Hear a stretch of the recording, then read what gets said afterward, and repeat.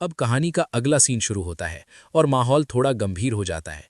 मणि Bhalla house पहुंचते हैं और वो रमन से रूही के लिए आए रिश्ते के बारे में बात करते हैं।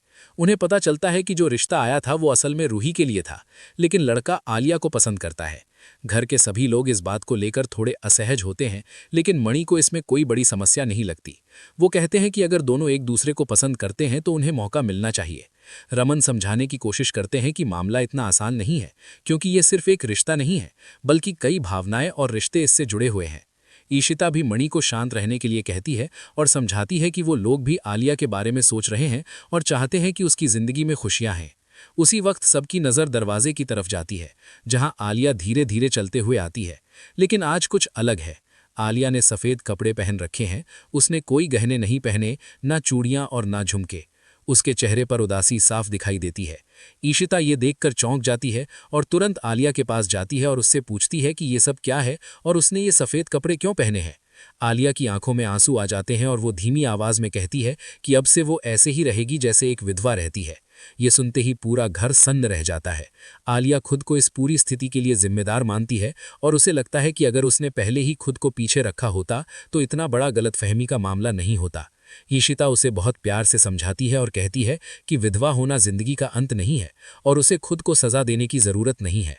मणि दूर खड़े ये सब देख रहे होते हैं और उन्हें एहसास होता है कि ईशिता सच में आलिया की कितनी परवाह करती है। तभी अचानक रूही अपने कमरे से बाहर आती है और सबकी नजरें उसी पर टिक जाती हैं।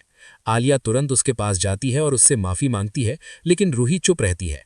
घर के सभी लोग चाहते हैं कि रूही कुछ बोले, लेकिन वो कुछ नहीं कहती और धीरे धीरे आगे बढ़ने लगती है जैसे वो कहीं खो गई हो।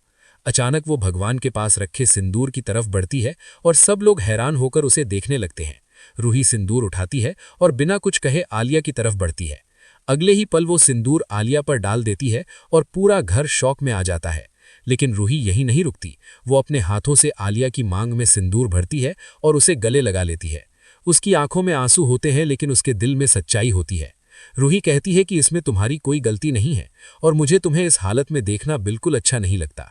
वो आगे कहती है कि मैं तुमसे नाराज नहीं हूं और ना ही रोहन से, क्योंकि मैं उसे ज्यादा नहीं जानती, लेकिन ये जरूर समझती हूं कि वो तुम्हें बहुत सच्चा प्यार करता है। ये सुनकर आलिया पूरी तरह भावुक हो जाती है। रूही उसे याद दिलाती है कि इस घर में कभी भी उसके और रूही के बीच में फर्क नहीं किया गया और वो भी इस घर की बेटी है। फिर रूही एक बहुत बड़ा फैसला सुनाती है।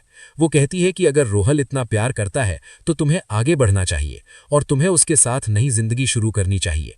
ये सुनते ही सबकी आंखें नम हो जाती हैं। आलिया रोते हुए रूही को गले लगा लेती है और दोनों बहनों के बीच का प्यार हर दर्द को मिटा देता है। ईशिता, रमन और पूरा भल्ला परिवार ये देखकर खुश हो जाता है, क्योंकि आखिरकार रिश्तों में आई दरार अब धीरे धीरे भरने लगी है और घर में फिर से खुशियों की उम्मीद दिखाई देने लगती है। ऐसे ही देखने के लिए चैनल को सब्सक्राइब करें, वीडियो को लाइक करें।